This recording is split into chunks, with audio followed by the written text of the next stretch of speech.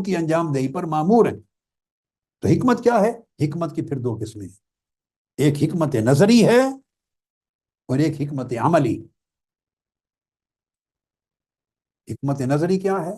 کہ جو آیات رسول نے آپ پر تلاوت کی، اللہ نے نازل کی، اس کے معنی بتا دیے، مطالب بتا دیے، مرادات بتا دی، وہ سمجھا دیے، مرادات ربانیہ کو سمجھا دیا اور معانی منزلہ کو سمجھا دیا، یہ حکمت نظری ہے۔ اور پھر کئی بار ایسا ہوتا ہے بہت سی چیزیں جنہیں صرف سن کر سمجھ میں نہیں آتی، پھر آقا علیہ السلام نے ان پر خود عمل فرمایا، صلو کما رأیتمونی اصلی، اب عمل کیا، عملی پیکر بن گئے، تو جب عمل کا نمونہ پیش کیا تو وہ تعلیم عملی ہو گئی، اب اللہ کی مراد کے سمجھنے میں کوئی مغالطہ نہ رہا۔ اللہ نے فرمایا نماز پڑھو، پورے قرآن مجید میں نماز پڑھنے کا طریقہ کہیں نہیں۔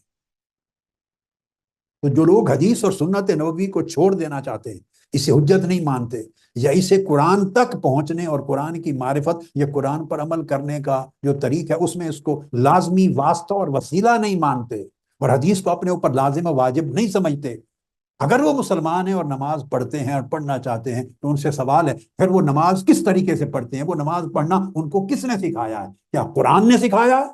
قرآن میں تو نماز پڑھنے کا طریقہ ہی نہیں کہ آپ اللہ اکبر کر کے تکبیر تحریمہ کہیں گے، ہاتھ باندھیں گے یا چھوڑ دیں گے، قیام کریں، رکوع کریں گے، پھر قوما کریں گے، پھر سجود کریں گے، پھر رکعتیں اتنی پوری کریں گے، پھر جلوس ہوگا، سلام پھریں گے۔ تو قرآن مجید کی 114 صورتوں میں کہیں نماز پڑھنے کا ہی طریقہ نہیں ہے، جو توحید و رسالت کی شہادت کے بعد پہلا رکن ہے، تو آپ تو نماز ہی نہیں پڑھ سکتے اس کے بعد، یہ سب حدیث نے بتایا۔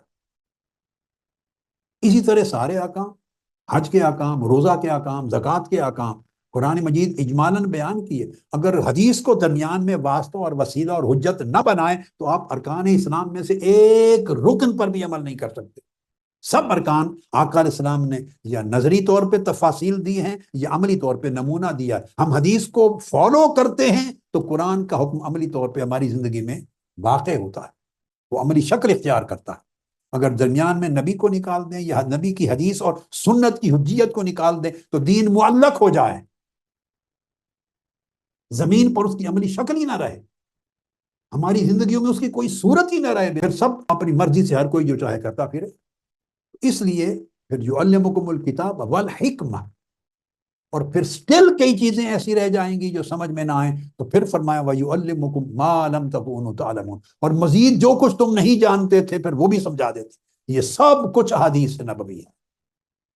سمجھ لیں 5 فرائض بیان کیے، ان میں پہلا تلاوت آیات، وہ قرآن مجید کی آیات کے الفاظ پر مبنی تھا، ایک فریضہ، اور پچھلے 4 فرائض جو ہیں وہ حدیث نبوی اور سنت نبوی کے تحت آتے۔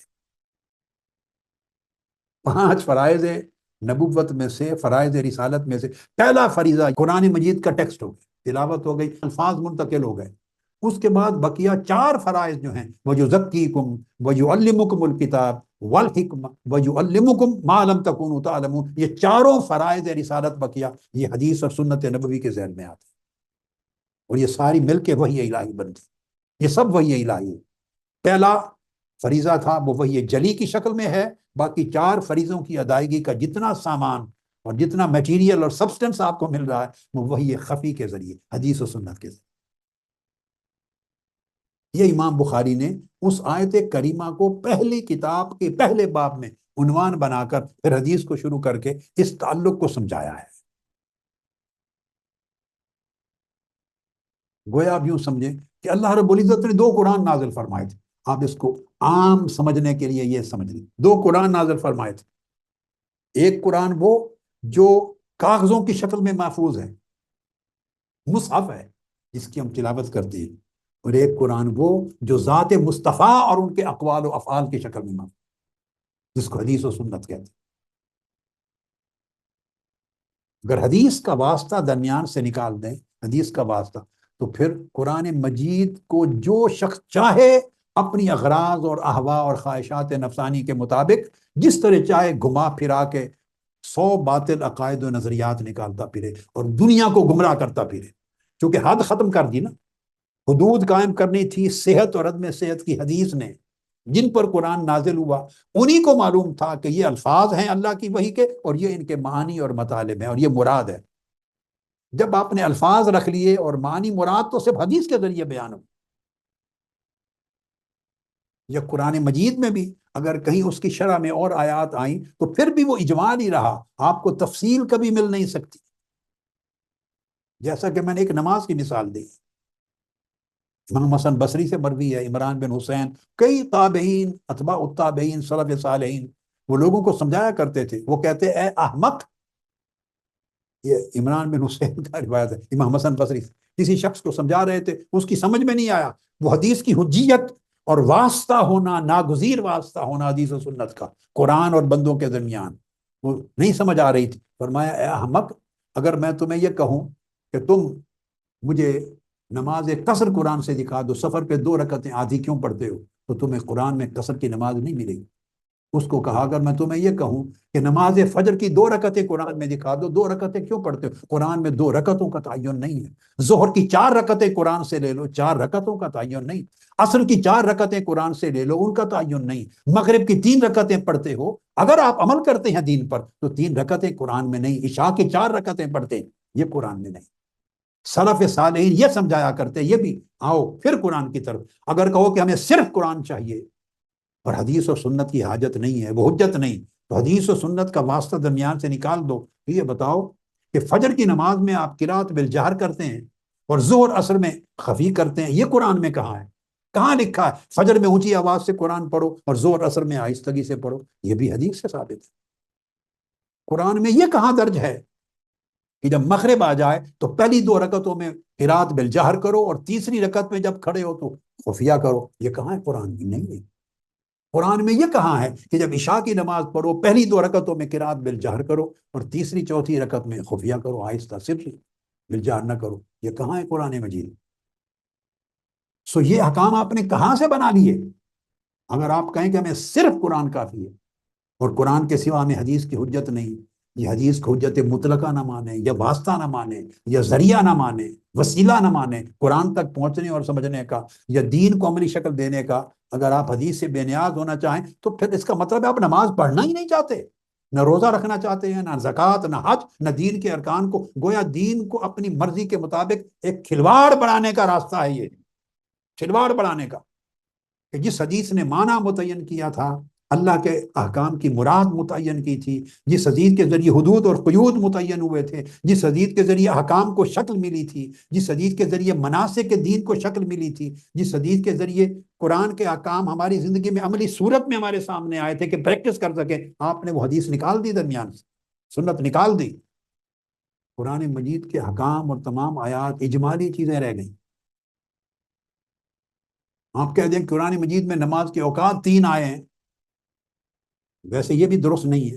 قرآن مجید میں ایسی آیات ہیں جن میں قرآن مجید کے 5 اوقات نماز کا بھی تذکرہ اشارتاً ہے، جیسے 3 کا ہے، ایک مقام پر 5 نمازوں کا تذکرہ ہے، مگر وہ موضوع نہیں ہے۔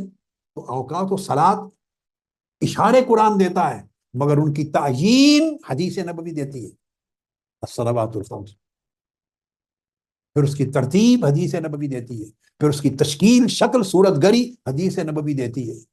اب ایسا جو حدیث کو حجت نہ مانے، مچھلی تو کھاتے ہی ہیں نا سارے، مچھلی تو صرف قرآن کو مانے اور حدیث کی حجت کو نہ مانے تو مچھلی تو حرام ہے پھر آپ کے لیے۔ انما حرم علیکم المیتہ، جو شرعی ذبح کیے بغیر جانور مر جائے، بھلے وہ سمندر اور دریا کا ہی کیوں نہ ہو، بغیر امتیاز کے، تو میتہ جس کو ذبح نہیں کیا وہ حرام ہے۔ تو مچھلی کو تو آپ ذبح کیے بغیر کھاتے ہیں، کوئی ذبح نہیں کرتا، تو قرآن کی روح سے تو مچھلی کھانا ہی حرام ہے۔ یہ پوری دنیا جو ذوق شوق سے مچھلی کھاتی ہے اور حدیث کا انکار بھی کرتی ہے، کیا تعجب کی بات ہے۔ کم سے کم حدیث کی حجیت کا انکار کر کے مچھلی کھانا چھوڑ دو۔ میتہ میں تو مرداروں میں مچھلی کو آقا علیہ السلام نے استثناء کر کے حلال کیا، حدیث نے حلال کیا، قرآن نے نہیں کیا تھا۔ تو ہماری عملی زندگی کی عبادات میں اور معاملات میں، مناکحات میں، ہزارہا معاملات ایسے ہیں جن کی ساری تفصیل صرف حدیث نبوی سے ملتی ہے، حتیٰ کہ کئی محرمات کی بھی، حلال و حرام کی بھی احکام حدیث نبوی سے ملتے ہیں، جنہیں بالتعیین یا بالتفصیل قرآن نے بیان نہیں کیا۔ تو گویا دین کی عملی شکل ہی زمین سے غائب ہو جاتی ہے، عملی شکل ہی۔ صرف آپ کی ذاتی خواہشات جس طرح چاہیں گھما دیں، جس طرح چاہیں پھرا دیں اور لوگوں کو بہکا کے گمراہ کر دیں۔ حدیث کا کیا کام ہے قرآن کے ساتھ؟ وہ اللہ رب العزت کے بھیجے ہوئے الفاظ کے جو معانی ہیں ان کی تعیین کر دیتی ہے، تصریح کر دیتی ہے اور تبیین کر دیتی ہے اور تفصیل کر دیتی ہے، سو آپ دائیں بائیں بھٹک نہیں سکتے۔ سب سے پہلے نئی ویڈیوز کو حاصل کرنے کے لیے شیخ الاسلام ڈاکٹر محمد طاہر القادری کے آفیشیل یوٹیوب چینل کو سبسکرائب کریں اور بیل آئیکن کلک کریں۔